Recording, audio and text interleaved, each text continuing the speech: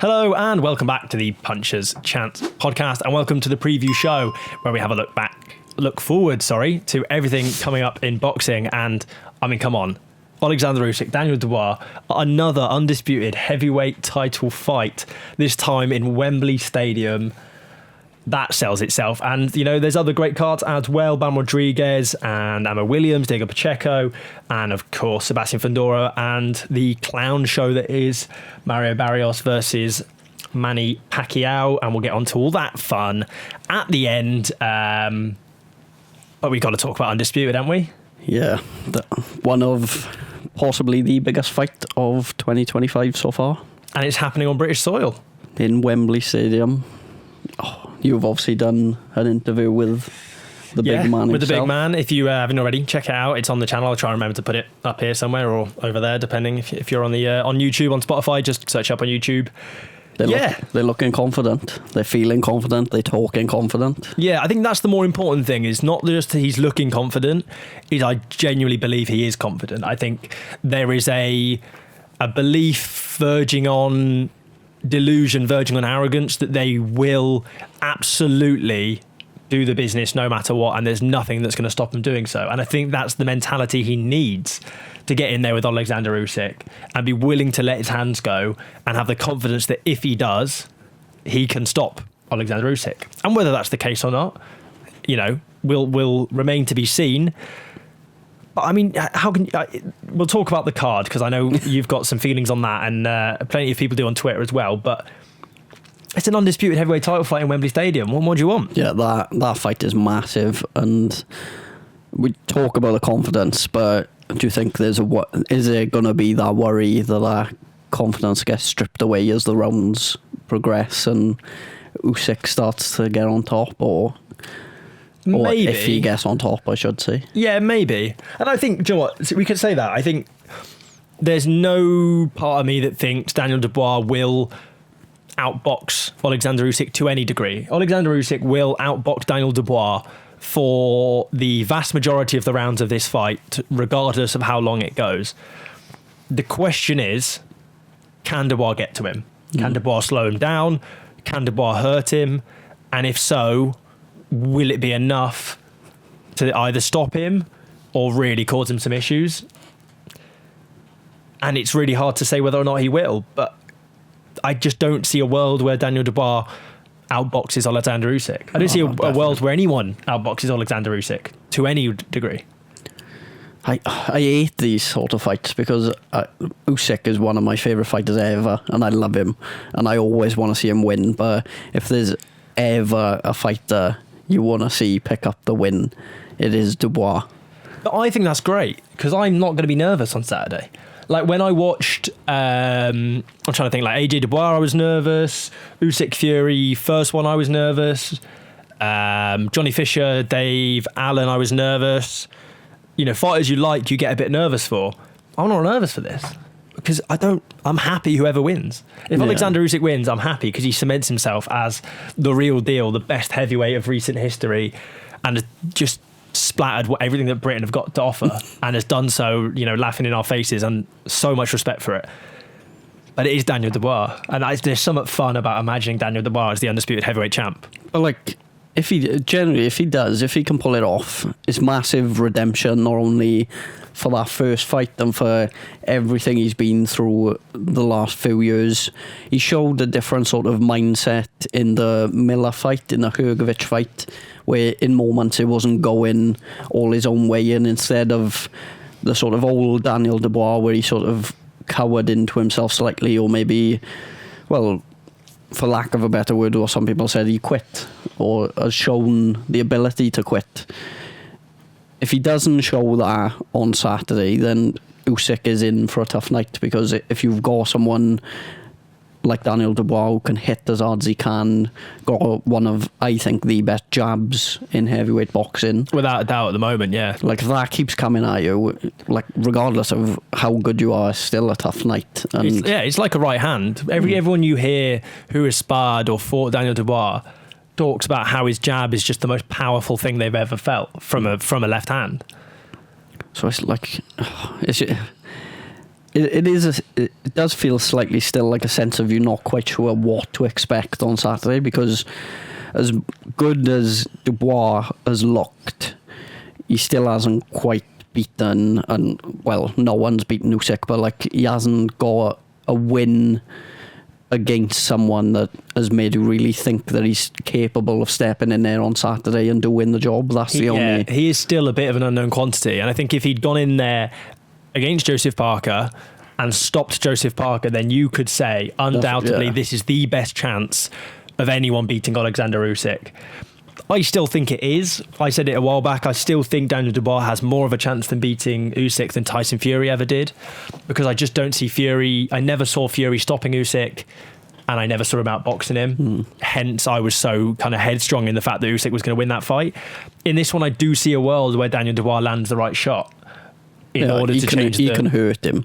There's no doubt in it. And whether he will remains to be seen. But there were shots that landed on Usyk from Fury in that first fight in particular. Big uppercut I can remember, where if that is Daniel Dubois landing flush on your chin, you think, I don't know about that. He's probably going down at that point, isn't he? But you've also still got the sort of, I'm sure they're going to push it in Fight Week, the whole shot to the body suggestion, and I know there's like, I always felt like that in that first fight that it was a low blow, and even if it wasn't, I felt like Usyk would have got up if the ref started counting, and he took control of the fight after that. But I suppose that is something that they can again drill into Dubois to give him a bit of extra confidence of, you start hunting that body a bit, start slowing him down, and if he starts to become stationary and allows you even more of a chance, like you said, to land that big shot, whether it's to the body or to the head, then I suppose that will only fuel the confidence. And also you've got to think, so Wembley Stadium, a lot of those people in there are going to want to see Dubois get the job done. So I suppose that extra 5% that you have, that might not be a shot that lands clean, but you know what, like you've been there, you like a shot that even comes slightly close and everyone goes, oh, and like it just lifts that atmosphere, and then Dubois might feel that himself and go, oh, I might have him here. So yeah, it's going to be a very exciting fight to watch on Saturday, I think. Worst case, you could just whack him in the knob early. Just get out of the way. Yeah, you could whack. I'll show you a low blow. Like, that's Bang. low, no, get up. Yeah, that's always an option. It's so hard to preview these fights like this without giving a prediction, which we'll save to the end, so stick around for that. But you want to say, like, oh, I think this is going to happen. So we'll get onto that a little bit later. The rest of that card, you're not best pleased. I don't think it's a very good card for a Wembley Stadium show. I don't think it's a very good card. I don't even think it's a good card for a Wembley show. But I don't think it's quite as bad as people are making out. No, it's not like awful, but like I've seen people say online, they're like, oh, you can't complain because you're spoilt and we've had so many good cards and so many good fights over the last few years that you can't expect it every week. But then at the same time, people were fucking complaining about these cards for years because we weren't getting the fights that people wanted to see. And now, just because we are getting fights that people want to see doesn't mean you have to settle for mediocrity. Yeah, I know what you mean. I do know what you mean. I take that point. And that's not me saying the fighters on this card are mediocre, but like, it's a Wembley Stadium show. Like, I went to Eubank Ben, that was a stadium show, and that undercard was brilliant. There had some really good fights on it. Like, I just thought, like, you look at some of the fights on it and like, they wouldn't look out of place on like a normal matchroom show on an undercard of like any show they put on in the UK this year. Yeah, I think the problem is that is the issue. It's a Queensberry show rather than a Riyadh season show, and B, that a lot of their best fighters are working elsewhere. You know, you stick a Anto Kachache on this card, suddenly you're thinking, oh, that's exciting. Suddenly you stick a Sam Noakes on this card and you're thinking, oh, that's exciting. But those guys are occupied elsewhere. You know, even a David Adley, you stick him on this card, you think, oh, that's a bit of summer. But they are all... David Adley, Jimmy, TKV rematch.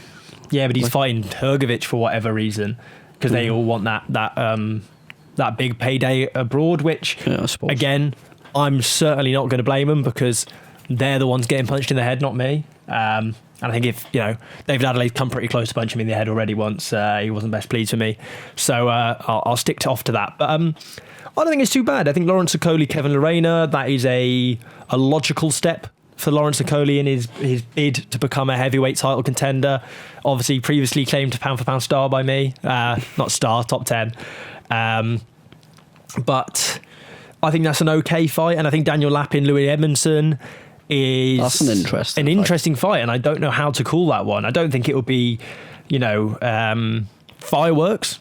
I think it will be maybe sparklers at best. But I'm interested to see who wins that one.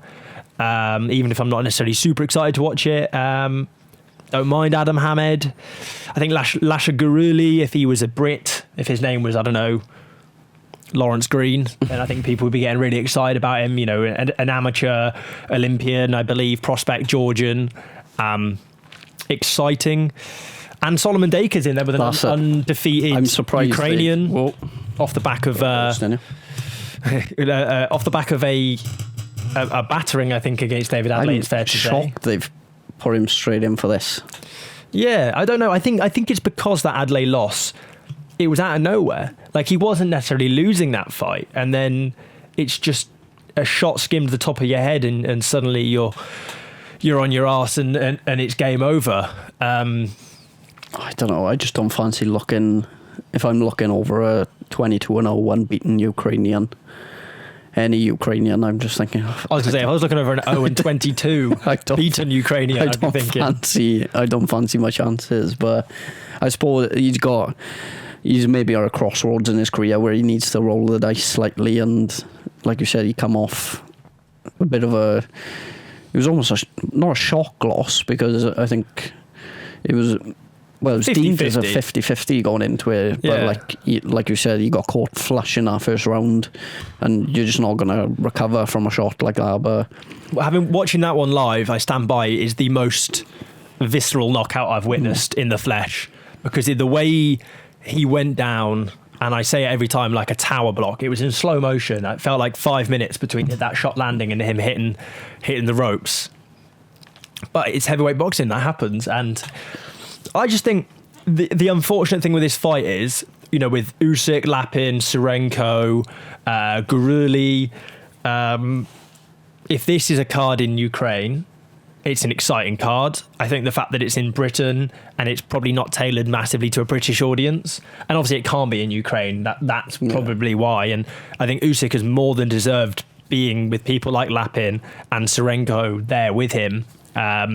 He's earned the chance to bring some Ukrainians on the card with him. To be fair, people might be looking at my comment and thinking you're spoiled. You're racist. Well, they shouldn't be doing that. not because of this theatre anyway. But yeah, I just think, I think it just felt like, looking at it, feels like it's missing something. We talked a lot about hopeful fights we could get on this a while back when it was first announced, and we were dreaming and we were talking, like you say, TKV Adelaide or Sam Noakes or all sorts of stuff we were mentioning. I just feel like this fight week build up, I don't look at any of those fights and think, there's going to be a bit of excitement this week of like it's snuck up on us as well, hasn't it? Which is to be fair. I think is because boxing, there's been a lot going on recently, but also I think it's a hallmark of something that maybe just falls short of what you expect it to be, because like you say, that the rest of that card, there's no, you're not like, oh my god, I can't wait for this and this.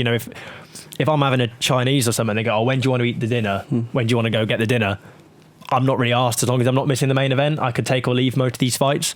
Whereas when it's a Riyadh season card, you're thinking, oh crap, what am I going to miss? Like, which fight am I going to pick that I don't mind if I don't quite watch as much? And it's not a Ring magazine event or the Ring, wherever they're going as. Ring 3 or Ring 4 or whatever they're calling. Yeah, they sort of gone with like a UFC style model now. Naming them. But like, their cards are just fucking ridiculous. Like, you look at the one they put together in November. And absolute joke. Like we were talking about in the last episode, we forgot to mention Adelaide Hrgovic, which is a really interesting matchup. Hrgovic, albeit we laughed at Harry when he tried to put him in the top 10, but he's probably a better fighter than people are expecting of him off the back of just the Dubois loss. Fight for Adelaide. Yeah, exactly. And exciting stuff to look forward to. We will give our predictions at the very end, but there's so much more. I just realised we've got other cards. So much more to tick off. Bam Rodriguez versus Fumelele Cafu. Just Bam Rodriguez fighting? Yes, please. Sign me up. Where do I sign? Yeah, Always exciting to watch. It feels like we haven't watched him in a while.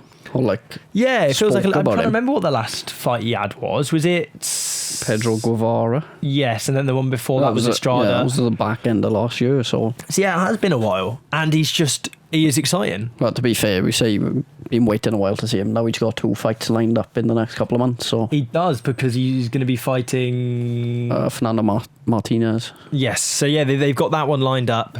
Obviously, I mean, Fumelele Cafu's at a level where you probably would say don't necessarily look right past him. But Bam Rodriguez is also at the level where you can probably count your cards and go, do you know what? He's probably good enough. Yeah, I think so. Yeah, I think he is one of those special breed of fighters that you just expect him to get the job done. But I always have like that slight worry when they're like planning ahead, because is he not? I think he's the most accurate boxer in the world in terms of fighters that land over a certain amount of punches at a fight. He has the highest punch percentage. Yeah, it wouldn't shock me. And it's all in the feet. It's not. It's the feet that do the work, that get his body in the position to land the shots, and he runs rings around people at times. I'd love a fight with Inoue to be set up in the future. I don't necessarily think we're going to see that because the weight disparities. Maybe one with Nakatani might be a better fit, but then equally I think Nakatani Inoue is a better fight than that. I just want to see him tested against someone really, really special, because he is. Yeah, I was going to say that's probably the one thing he's missing from his career is like a good rivalry or a good rival that can sort of really bring, like where you have 2 fighters that can really bring the best out of each other, because every time you watch him, he just looks like he's a step above. Like even when he fought, like Sonny Edwards was talking about fighting him, and like Sonny Edwards was like, he's so good. And you watch Sonny Edwards, he's brilliant. He's one of the best sort of technical boxers that Britain has produced over the last few years, and like was made to look so average against. So it is difficult to find him an opponent that can sort of match his level. And maybe you're right, maybe it is a case of he needs to jump up weight classes before you can see him tested to any degree. Yeah, we'll have to wait and see. And elsewhere on the card as well, I was just looking at the fight that Amo Williams is fighting, who I've never heard of, but holds a pretty sort of strong ranking. So I think that's the Italians are always game. So that'd be an interesting fight for him. But more than that, I'm looking forward to Diego Pacheco, Trevor McCumbee, particularly now that Shiraz is causing the issues he is. Christian and Billy is still up in that conversation, and obviously Canelo is tied up. It's just exciting, I think, to see those fights in and around it, and I really like Diego Pacheco. I think he's just another kind of long, powerful fighter. You know, can you imagine the amount of arm if he ever fought Shiraz that would be on display? Just feats on feats of arm. Yeah. You'd have to get a bigger ring for that. Yeah, a growing ring. Good fight though. I like Trevor McCumbee. He is very much a game fighter. He had the fight with Caleb Plant, which was a good watch, good for sort of boxing fans to sit down and watch. And I think it will be similar again this weekend. It's really good card. There's a lot of stacked, talented fighters. You've got like Amari Jones as well. Some of like the more. I think there was another one that you Nishan mentioned. Dev as well. Like is a good prospects fighter as well, and it's a solid card. Like I was almost surprised that they put sometimes we speak about this, like you'll have like a couple of weekends free and they just go, everyone, you're all fighting on the same weekend. I suppose this is alright because it's kind of Sunday morning for us, but just stick on a Friday night, do you know what I mean? And then I can just spend all day Saturday watching boxing, because I'll catch up on this first thing in the morning, or maybe watch this in the morning, have a nap midday, and then watch the main events later. And then you can roll on into Sunday evening for the other card with Mario Barrios and Paquiao as well. See Pac-Man lift another WBC belt. He's just not going to, is he? No, he's looking in good shape, mine, to be fair to him. Like, he's in better shape than I am now. That's a low bar you're setting for him there. Yeah. But it just shouldn't be happening. No, not really. It's up there with. I'm surprised they haven't got Jake Paul fighting. Yeah, there's the Jake Paul slagging him off. He is a touch young, Pacquiao, isn't he, for Jake Paul? No, but I mean, like, they could have had Pacquiao fighting for one WBC belt. Have Jake Paul fighting for another.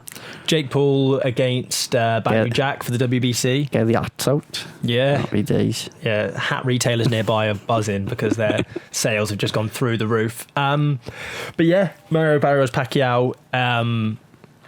I don't want to see it. I just hope that Pacquiao's all right and he comes off the back of it all right. Yeah, I think that's the main concern for most people is, like, how long's it been since he was even last in the ring? So it's been 4 years since he was last in the ring, and we tweeted this the other week, I think. I'm trying to remember which fight it was. So it's been 24 years since he fought Lelo Ledwaba for his first world title at a second weight. So he'd won a title in 2 weights 24 years ago. And now he's fighting for, he's 8-weight world champion, isn't he? Yeah, and he's fighting Mario Barrios, who is by no means a gimme, a bad champion. Not. He's a good champion, and that concerns me.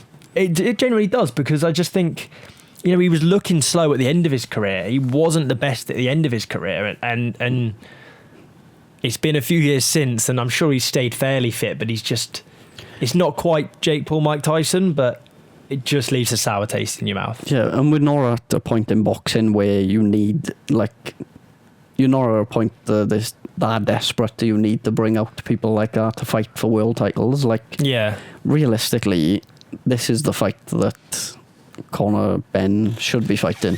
Yeah. Or just anyone else. Yeah. I wonder how Barrios feels about this. Is it just a payday and he's thinking, I'll get paid well for this, or is he genuinely excited to be fighting? Or Jack Catterall. Yeah. Like, you can just go down a list. Tulani and Bengi, who beats Michael McKinson. Shakram Gyasov. Yeah, there's fighters around there that deserve these opportunities. They must be fuming as well, looking at that. Yeah. Like Gyasov, I'm pretty sure Gyasov won, didn't he win some sort of interim or belt or something months ago? Yeah, and it's like, I don't know. I don't want it to, in the other news, the good thing is that Fundora Tim Tszyu is a good fight on the main event. That's a rematch, isn't it, of the is that when they had the nasty cut, and a lot of people didn't have Fundora winning that one. And Fundora is just a bizarre looking super welterweight because he's just huge, isn't he? It is massive. But yeah, I just think that's a good fight, and there's some other good fights and some other good fighters on the card, but I just can't look past the fact I just don't want to see Manny Paquiao get back in the ring at this age. Yeah, I don't think there's a need for it, but I suppose as long as he gets out of the ring healthy, and I suppose he's getting his payday. I don't know how much money he's making or whether he needs the money, but yeah, I think hopefully it's the first and last we see of any sort of fight set up like this for world titles as well. There's plenty of other names out there that deserve a crack at winning a world title, and no offense, he's had his time and he's been multiple. He hasn't just won a world title; he's basically collected near enough all of them. So I don't know. I think there's a time where people around him need to go, right, it's time to call it a day. Yeah, and I think the fact that people like Pacquiao so much is part of why this feels so wrong as well. Is you just don't want to see him hurt. You just want to see him retire happy and move on. But we'll see. I'm thinking though, we could be sat here next week doing the review and he's done it. Yeah, but who's he going to fight then? Who's he defending it against? Yeah, God knows. What'd you do? Him and Jack Catterall. Would that have been on your 2025 bingo card of Jack Catterall and Manny Paquiao? It wouldn't have been on a 2023 bingo card. It wouldn't have been on. It's on no one's bingo card. No bingo seller has that card in stock because it would be pointless. But hey, we're seeing it. That's boxing. Into the predictions. Ooh, have they got them on the? Have a look. Let's see. Boxing News been slacking recently. Sort it out. I did notice a few people have done a classic resignation tweet on Twitter recently, so maybe that's why. Maybe there's just some poor intern at home who's just desperately trying to get fights on there. I was going to say, if you're looking for any replacements, I am looking for a job. Yeah, fair enough. You don't not fancy doing this anymore? Well, no, but we could rather talk to Andy Clark and Barry Jones, is it? You can't have two Welshmen on the same podcast, can you? Yeah, that'd be a struggle for anyone listening, wouldn't it? That'd be an ear sore. Saying that, but Harry don't really sound Welsh. He doesn't know. Posh. No, he kind of cuts through nicely. Yeah. You're like sort of like jam and butter, aren't you? Yeah, sweet and sour. Very On to the predictions. Vladislav Serenko, Solomon Dakers, heavyweight 10-rounder to open the bill. It looks like Serenko, big hit in heavyweight. Solomon Dakers, not so much. Are you still getting yours to load? While you're doing that, I'm going to go for it just is going to be a Serenko stoppage, I think, unfortunately. I wanted to say a Dakers points, but I don't think it's going to be, unfortunately. I like Dakers as well. He was really lovely when I spoke to him. I know. I'm actually going to go Serenko by decision. Okay, I like that. Hopefully Dakers comes through. I do hope he does. But if not, then, is what it is. Daniel Lapin versus Louis Edmondson, a light heavyweight 10-rounder. Now, it's not going to be a big hitting fight. They've got bang on the same record. Neither of them get a huge amount of stoppages. They're both technical. Louis Edmondson has looked comfortable, I think, at domestic level, it's fair to say, against everyone he's been in there with. And Daniel Lapin, it's hard to kind of put a finger on just how good he is, because I don't think he's had a test where I can really, really say. A lot of people have gone for Daniel Lapin on this one. What are you thinking? I've gone for Edmondson decision.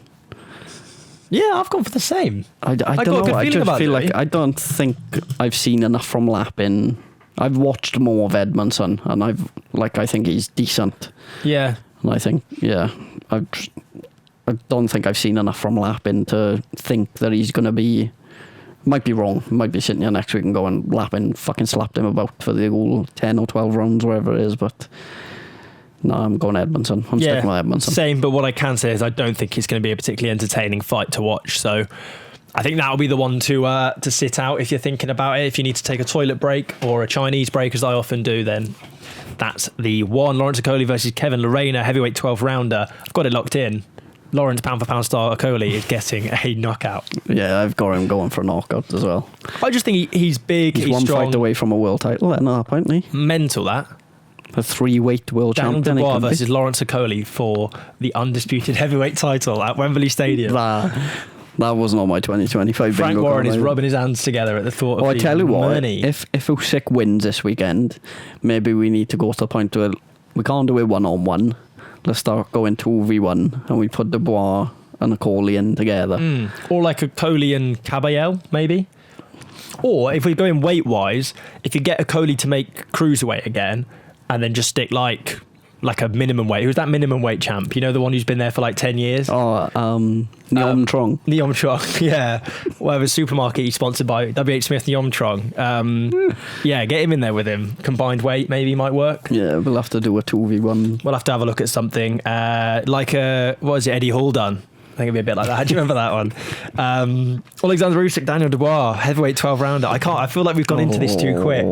We'll do our predictions. We'll rip them off like a Band-Aid, and then we'll justify why we've gone for them. I think that's probably the best way to do it. It's an Usyk points decision.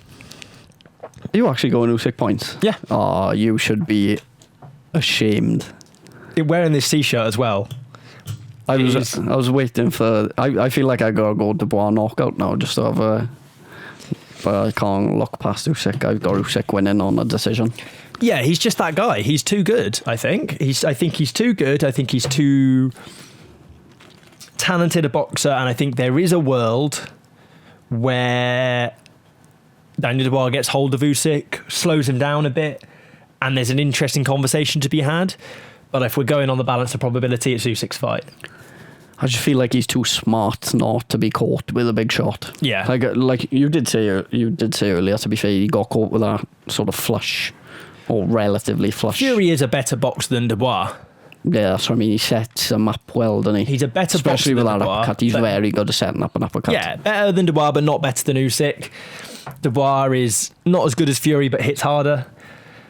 And I think it's just difficult to see a world where anyone beats Oleksandr Usyk, I think. Yeah. I don't think there's a man... Dubois just he's got to show a level of composure, because I think he's gonna fall behind on the rounds, because he's not, like, realistically, he's not gonna win on a decision, is he? We'll sit here next week and he has done, but he's not gonna win on a decision, so he's basically going into this fight knowing he needs to stop him to win. So I suppose it's just about keeping that composure when you're so far behind on the rounds. But it's similar to like what we've seen with Fabio Wardley the other week. Like, he was miles behind and that one shot changed it. That's all Dubois needs this weekend. So but I just don't think he's going to get it. No, I do think I have a fairly good idea of what Dubois is going to go in there and try and do. I think most people probably have an idea of it, and I won't say it because my idea is mostly based on the fact that I've watched a number of the rounds in his training when I was fortunate enough to be there.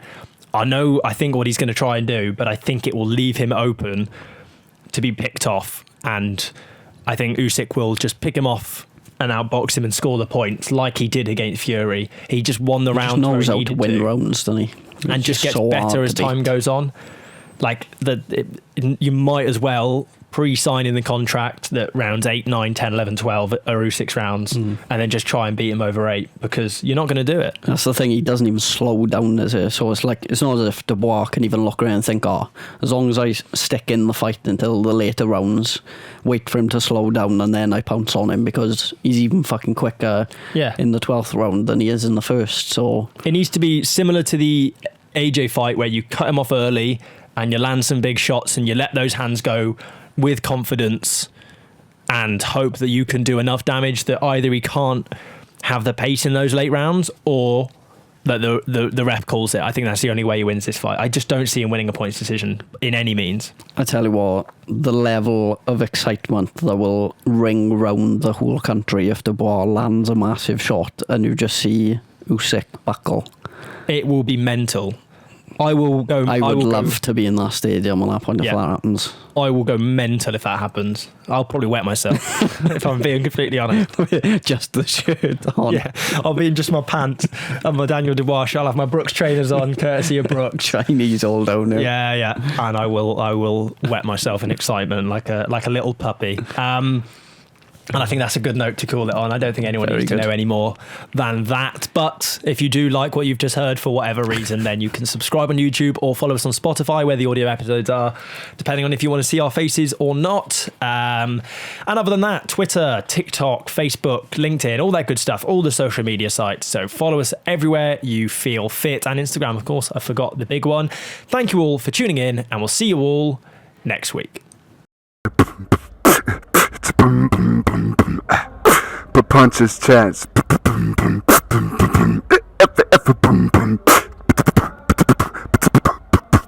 Punches Chance Podcast.